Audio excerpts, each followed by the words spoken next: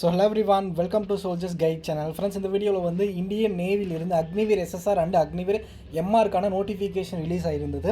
So இந்த நோட்டிஃபிகேஷனில் கொடுத்துருக்கக்கூடிய டீட்டெயில்ஸை பற்றி தான் இந்த வீடியோவில் கம்ப்ளீட்டாக பார்க்க போகிறோம். அண்ட் அதே மாதிரி இந்த வருஷம் ஒரு புது சேஞ்ச் இருக்குது, ஓகேங்களா? ஒரு 3 பேட்சுக்கு சேர்ந்து ஒரே டைமில் எடுக்க போகிறாங்க. அது எப்படி எடுக்க போகிறாங்க, அதோடைய செலெக்ஷன் ப்ராசஸ் எப்படி இருக்கும், இதுக்கான எஜுகேஷன் குவாலிஃபிகேஷன், ஏஜ் லிமிட் என்ன இருக்கும், முக்கியமாக ஏஜ் லிமிட் பற்றி தான் நிறைய பேர் டவுட் இருக்கும். வீடியோவை ஸ்கிப் பண்ணாமல் பாருங்கள். ஃபர்ஸ்ட் ஆஃப் ஆல் அப்படி பார்த்தீங்க அப்படின்னா மட்டும்தான் நான் சொல்கிறது உங்களுக்கு புரியும், ஓகேங்களா? ஏன்னா இதில் நிறைய குழம்புறதுக்கான விஷயம் இருக்குது, ஓகேங்களா? ஸோ இந்த ஏஜை பொறுத்து தான் வந்து இந்த ரெக்ரூட்மெண்ட் ப்ராசஸ் இருக்குது, ஓகேங்களா? ஸோ அதனால் கவனமாக அந்த வீடியோவை வாட்ச் பண்ணுங்கள், ஓகேங்களா? அந்த வீடியோ ஃபுல்லாக பார்த்ததுக்கப்புறமும் உங்களுக்கு ஏதாவது டவுட் இருந்தால் மட்டும் கமெண்ட் செக்ஷனில் கேளுங்க, கண்டிப்பாக நான் ரிப்ளை பண்ணுறேன். நீங்கள் நம்ம சேனலில் புதுசாக பார்த்துட்டு இருந்தீங்க அப்படின்னா மறக்காமல் சப்ஸ்கிரைப் பண்ணி வச்சுக்கோங்க. உங்களோட ஃப்ரெண்ட் யாராவது டிஃபென்ஸுக்கோ இல்லை இந்தியன் ஆர்மி நேவி ஏதோ ட்ரை பண்ணுறாங்க அப்படின்னா மறக்காமல் அவங்களுக்கு ஷேர் பண்ணி கொடுங்க. ஸோ இந்தியன் ஆர்மிலையும் இதே நோட்டிஃபிகேஷன் ஆல்ரெடி ரிலீஸ் ஆகிருந்தது, இந்த வருஷத்துக்கான நோட்டிஃபிகேஷன். நீங்கள் வந்து அதுக்கும் அப்ளை பண்ணுறவங்க அப்ளை பண்ணுங்கள், கண்டிப்பாக இதுக்கும் அப்ளை பண்ணுங்கள். கண்டிப்பாக சேம் வைஸ் பேட்டர்ன் எல்லாமே ஒரே மாதிரி தான் இருக்கும். நீங்கள் ஒன்றுத்துக்கு ப்ரிப்பேர் பண்ணிங்க அப்படின்னாவே கண்டிப்பாக அடுத்து வரக்கூடிய எல்லா எக்ஸாம்ஸும் நீங்கள் ஈஸியாக எழுத முடியும், ஓகேங்களா? ஸோ இதில் கொடுத்துருக்கக்கூடிய டீட்டெயில்ஸை பற்றி வீடியோவில் பார்க்கலாம். ஃபஸ்ட்டு எம்ஆருக்கான நோட்டிஃபிகேஷனில் இருக்கக்கூடிய டீட்டெயிலை பார்க்கலாம். அடுத்து வந்து எஸ்எஸ்ஆரில் இருக்க என்ன கொடுத்துருக்காங்க அப்படின்றத பார்க்கலாம், ஓகேங்களா? இப்போ ஃபர்ஸ்ட் ஆஃப் ஆல் வந்து இதுக்கான எஜுகேஷன் குவாலிஃபிகேஷன் எம்ஆர்க் அப்படின்னு பார்த்தீங்க அப்படின்னா 50% 10th நீங்கள் மார்க் எடுத்திருந்தீங்க அப்படின்னா ஓவரால் மார்க்கில் நீங்கள் எலிஜிபிள், ஓகேங்களா?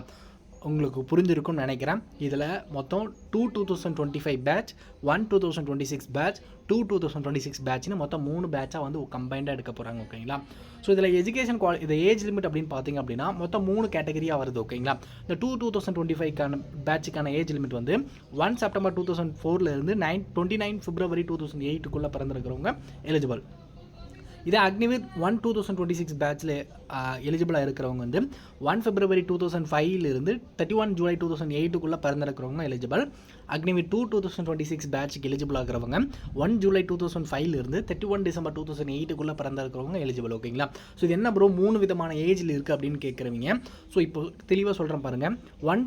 1 செப்டம்பர் இப்போது ஒருத்தர் வந்து 1 செப்டம்பர் 2004 29 பிப்ரவரி 2008 இருக்கிற ஏஜ் லிமிட்டுக்குள்ளே தான் இருக்கிறாரு. அவர் வந்து பார்த்தீங்க அப்படின்னா 2025 பேட்சுக்கு எலிஜிபிள் அப்ளை பண்ணியிருப்பார். இந்த 3 பேட்சுக்கும் இப்போ அப்ளிகேஷன் வந்து பார்த்தீங்க அப்படின்னா 29 மார்ச் ஓப்பன் ஆக போகுது. இந்த 3 பேட்சுக்கும் சேர்ந்து இப்போ எப்போ அப்ளிகேஷன் ஓப்பன் ஆகுதோ அந்த அப்ளை பண்ணும்போது எல்லாருமே சேம் வைஸ் ஒரே இதில் தான் அப்ளை பண்ணுவீங்க. இப்போ 1 செப்டம்பர் 2004 இருந்தார் இல்லையா, அந்த ஏஜில் இருக்கிறவர் வந்து 2025 பேட்சுக்கு வந்து ஃபஸ்ட் பேட்சுக்கு வந்து 2025 பேட்சுக்கு எலிஜிபிளாக இருப்பார். அந்த கட் ஆஃபும் கிளியர் பண்ணியிருந்தார், அதில் ஃபைனல் கட் ஆஃபும் கிளியர் பண்ணியிருந்தார் அப்படின்னா அவர் செலக்ட் ஆகிடுவார். அவருக்கு வந்து ட்ரைனிங் போயிடுவார், ஓகேங்களா? சப்போஸ் அவர் வந்து பார்த்திங்க அப்படின்னா செலக்ட் ஆகலைன்னா அதோட முடிஞ்சிடும்.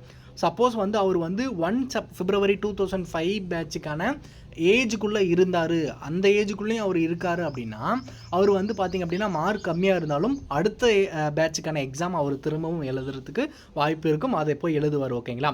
ஸோ இப்போ புரிஞ்சிருக்கும்னு நினைக்கிறேன். அதே மாதிரி தான் 1 by 1 வரும், ஓகேங்களா? வேறு எந்த டவுட் இருந்தால் மறக்காமல் கமெண்டில் கேளுங்க. கண்டிப்பாக வீடியோவை ரிவைண்ட் பண்ணி கூட ஒன்ஸ் நீங்கள் பார்க்கலாம்.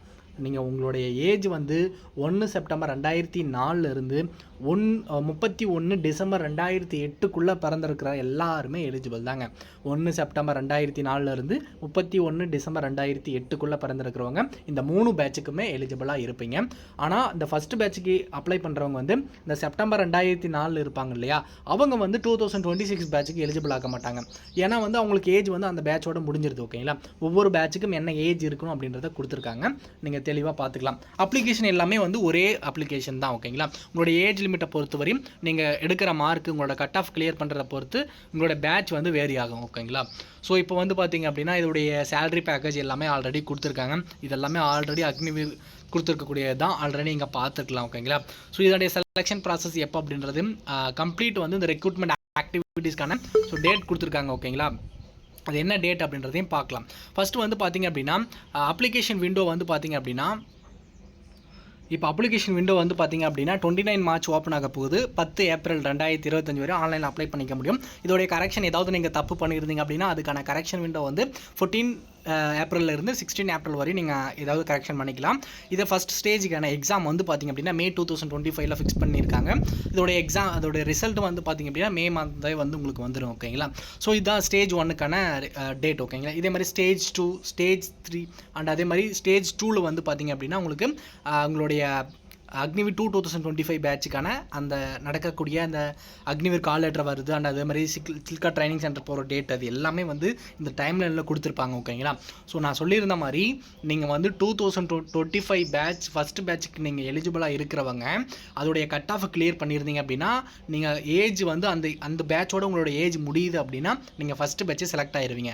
சப்போஸ் நீங்கள் 2026 பேட்சுக்கும் நீங்கள் ஏஜ் வந்து இருக்குது கட் ஆஃப் கிளியர் பண்ணலை அப்படின்னா அந்த பேட்சுக்கு தான் நீங்கள் வந்து எலிஜிபிள் ஆகுவீங்க ஓகேங்களா. அதுக்கான திரும்பவும் நீங்கள் எக்ஸாம் எழுதுற மாதிரி இருக்கும். ஆனால் அப்ளிகேஷன் வந்து நீங்கள் இப்போ அப்ளை பண்ணுறது தான் ஓகேங்களா. ஸோ இது ஒரு நல்ல ஆப்பர்ச்சுனிட்டி தான், கண்டிப்பாக மிஸ் பண்ணாமல் அப்ளை பண்ணிடுங்க. இதோடைய எக்ஸாம் பேட்டர்ன் சேம் வைஸ் நீங்கள் எஸ்எஸ்ஜிடிக்கு ப்ரிப்பேர் பண்ணியிருந்தீங்கன்னா இந்தியன் ஆர்மியில் இருக்கக்கூடிய ஜிடி அண்ட் அதே மாதிரி நேவி ஆஃபோஸ் இந்த எக்ஸாம் எல்லாமே ஈஸியாக கிளியர் பண்ணிடலாம். இதோடைய ப்ரீவியஸ் இயர் கொஷினை எடுத்து பார்த்தீங்க அப்படின்னாவே நீங்கள் உங்களுக்கு ஒரு அவுட்லுக் புரியும் உங்களுக்கு ஓகேங்களா. இங்கிலீஷ் ஹிந்தியில் மட்டும்தான் எக்ஸாம் லாங்குவேஜ் இருக்கும். அதே மாதிரி 10th சிலபஸ் லெவலில் தான் எம்ஆருக்கு எக்ஸாம் இருக்கும் ஓகேங்களா. ஸோ இது வந்து எம்ஆருக்கான கம்ப்ளீட் இன்ஃபர்மேஷன் ஓகேங்களா. இதே வந்து எஸ்எஸ்ஆருக்கு என்ன கொடுத்துருக்காங்க, அதை ஃபிசிக்கல் டெஸ்ட் வந்து எம்ஆருக்கு என்ன அப்படின்றத பார்த்துலாம். ஸோ 1.6 கிலோமீட்டர் வந்து 6 minutes 30 seconds மேல் கம்ப்ளீட் பண்ணி முடிக்கணும். அது முடித்த உடனே 20 squat ups 15 pushups bent knee situps இது எல்லாமே ஒரு 15 இது எல்லாமே இது எடுக்கணும். ஒவ்வொன்றுத்துக்கும் ஒவ்வொரு டைம் இருக்கும் ஓகேங்களா. அது வந்து பார்த்திங்க அப்படின்னா நீங்கள் ரன்னிங் முடிச்சதுக்கு வந்ததுக்கப்புறம் ஒரு 5 minutes இருக்கும். அடுத்து வந்து உங்களுக்கு ஸ்குவாட் அப்ஸ் எடுத்து ஒரு 2 minutes அப்புறம் புஷ்அப்ஸ் ஒரு 15 எடுக்க சொல்லுவாங்க. 15 புஷ்அப்ஸ் எடுத்ததுக்கப்புறம் ஒரு 2 minutes அப்புறம் உங்களுக்கு 15 பென்னி சிட்டப்ஸ் எடுக்க சொல்லுவாங்க. இந்த மாதிரி வந்து வேரி ஆகிட்டே இருக்கும். ஸோ அதனால் வந்து நீங்கள் வந்து கம்ப்ளீட்டாக வந்து நீங்கள் ப்ரிப்பேர் பண்ணுறீங்க அப்படின்னா கண்டிப்பாக இதெல்லாமே ஈஸியாக தான் இருக்குது ஓகேங்களா. ஸோ கண்டிப்பாக நீங்கள் எஸ்எஸ்ஜிடிக்கு ப்ரிப்பேர் பண்ணுற லெவல்லே ப்ரிப்பேர் பண்ணுங்கள், கண்டிப்பாக செலெக்ஷன் ஆகிடலாம். இப்போது அக்னிவீர் எஸ்எஸ்ஆரில் என்ன கொடுத்துருக்காங்க அப்படின்றதையும் பார்க்கலாம். ஸோ இதில் வந்து அக்னிவீர் எஸ்எஸ்ஆர் மெடிக்கல் அசிஸ்டண்ட்டில் வந்து பார்த்திங்க அப்படின்னா உங்களுக்கு வந்து பார்த்திங்க அப்படின்னா மெடிக்கல் அசிஸ்டண்ட் மட்டும் தான் இதில் எடுக்கிறாங்க ஓகேங்களா. இதில் எஜுகேஷன் குவாலிஃபிகேஷன் அப்படின்னு பார்த்திங்க அப்படின்னா 10th 12th முடிச்சிருக்கணும். ஃபிசிக்ஸ் கெமிஸ்ட்ரி பயாலஜி பிசிபி இந்த ஏதாவது ஒரு சப்ஜெக்டாக எடுத்து படிச்சிருக்கணும். அதாவது ஃபஸ்ட் குரூப் இல்லைனா சயின்ஸ் குரூப் படிச்சிருக்கிறவங்க தான் அந்த சயின்ஸ் சப்ஜெக்ட்டும் சேர்ந்து வரும் ஓகேங்களா. ஸோ அதனால் வந்து இந்த குரூப் எடுத்து படிச்சிருக்கிறவங்க எலிஜிபிள். 50% ஓவரால் மார்க் இருக்கணும். 40% வந்து ஒவ்வொரு சப்ஜெக்ட்லேயும் நீங்கள் வந்து 40% வந்து நீங்கள் மார்க் எடுத்துருக்கவங்க இந்த எஸ்எஸ்ஆர் மெடிக்கல் அசிஸ்டண்ட்டுக்கு நீங்கள் எலிஜிபிள் அப்ளை பண்ணலாம். 12th ஃபைனல் இயர் படிச்சிருக்கிறவங்களும் எலிஜிபிள் அப்ளை பண்ணுறதுக்கு ஓகேங்களா. அதே மாதிரி வந்து பார்த்தீங்க அப்படின்னா எஸ்எஸ்ஆர் மெடிக்கல் அசிஸ்டன்ட் 2025 பேட்சுக்கு ஏஜ் லிமிட் வந்து 1 September 2004 29 February 2008 பிறந்திருக்கிறவங்க அந்த 2025 2 பேட்சுக்கு எலிஜிபிளாக இருப்பீங்க. 2026 2 பேட்சுக்கு வந்து பார்த்தீங்க அப்படின்னா 1 July 2005 இருந்து 31 December 2008 பிறந்திருக்கிறவங்க எலிஜிபிள். நீங்கள் அதாவது 1 September 2004 இருந்து 31 December 2008 பிறந்திருந்தீங்க அப்படின்னா இந்த 2 பேட்சுக்குமே நீங்கள் எலிஜிபிளாக இருப்பீங்க.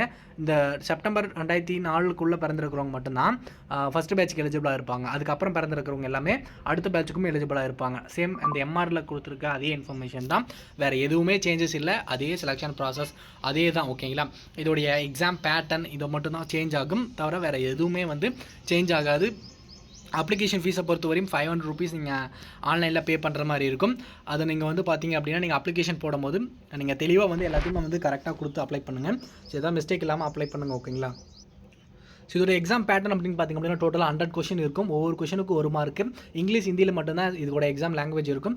English science biology general awareness இதெல்லாம் ஒரு சப்ஜெக்டாக உங்களுடைய எக்ஸாம் பேட்டர்னில் இருக்கும். 10th 12th லெவலில் தான் இதோடைய எக்ஸாம் பேட்டர்ன் இருக்கும். நீங்கள் ஒரு ப்ரீவியஸ் இயர் கொஷின் பேப்பர் எடுத்து பார்த்தீங்க அப்படின்னாவே உங்களுக்கு ஒரு புரிதல் இருக்கும் ஓகேங்களா. 1 hour டைம் கொடுப்பாங்க ஓகேங்களா. ஸோ இப்போ புரிஞ்சிருக்குன்னு நினைக்கிறேன். 0.25 மார்க் நெகட்டிவ் மார்க் இருக்கும். அதனால் கரெக்டான தெரியிற கொஷின் மட்டும் தான் எழுதணும் ஓகேங்களா. ஸோ இப்போ செலெக்ஷன் ப்ராசஸ் இது எல்லாமே வந்து சேம் எம்ஆரில் சொல்லியிருக்க அதே இன்ஃபர்மேஷன் தான் இதுலேயும் கொடுத்துருக்காங்க. ஸோ அதே மாதிரி இந்த ஃபிசிக்கல் ஸ்டாண்டர்ட் டெஸ்ட்டும் வந்து அதே சேம் வைஸ் தான், அதே தான் ஓகேங்களா. 6 minutes 30 seconds வந்து கம்ப்ளீட் பண்ணணும். 1.6 kilometer squat ups 20 pushups 15 bent knee situps வந்து 15 எடுக்கணும் ஓகேங்களா. ஸோ இது எல்லாமே வந்து சேம் வந்து ஓகேங்களா. அதே இந்த செலெக்ஷன் ப்ராசஸ் எல்லாமே சேம். அந்த எஜுகேஷன் குவாலிஃபிகேஷன் மட்டும் வேரி ஆகும். சில பேர் வந்து நிறைய வந்து பார்த்திங்க அப்படின்னா இப்போது மெடிக்கல் அசிஸ்டண்ட்டுக்கு ப்ரிப்பேர் பண்ணுறீங்க, அதுக்கு நீங்கள் எலிஜிபிளாக இருந்தீங்க அப்படின்னா கண்டிப்பாக மெடிக்கல் அசிஸ்டண்ட்டுக்கு ப்ரிப்பேர் பண்ணுங்கள். எம்ஆரோட மெடிக்கல் அசிஸ்டண்ட் ஓகேங்களா. நீங்கள் 10th குவாலிஃபிகேஷன் தான் இருக்குது அப்படின்னா நீங்கள் 10th அட்டன் பண்ணலாம் எம்ஆர் அப்ளை பண்ணி. ஸோ நீங்கள் மெடிக்கல் அசிஸ்டண்ட்டுக்கு நீங்கள் எலிஜிபிளாக இருந்தீங்க அப்படின்னா கண்டிப்பாக அப்ளை பண்ணுங்கள். அதோடைய ஃபியூச்சர்ஸ் நல்லா இருக்கும் ஓகேங்களா. ஸோ வேறு எந்த டவுட் இருந்தாலும் மறக்காமல் கமெண்ட் செக்ஷனில் கேளுங்க. வீடியோ ஃபுல்லாக பார்த்துருப்பீங்கன்னு நினைக்கிறேன். கண்டிப்பாக வந்து டெலிகிராம் சேனலில் இதுக்கான 2 PDF நான் டெலிகிராம் சேனலில் அப்டேட் பண்ணியிருக்கேன். அந்த நோட்டிஃபிகேஷன் நீங்கள் டவுன்லோட் பண்ணி நீங்கள் ஒரு செக் பண்ணி பார்த்துட்டு அதுக்கப்புறம் அப்ளை பண்ணுங்கள் ஓகேங்களா. ஸோ இந்த வீடியோவை தவிர்த்து வேறு எந்த டவுட் இருந்தாலும் மறக்காமல் கமெண்ட் செக்ஷனில் கேளுங்க. கண்டிப்பாக நான் ரிப்ளை பண்ணுறேன்.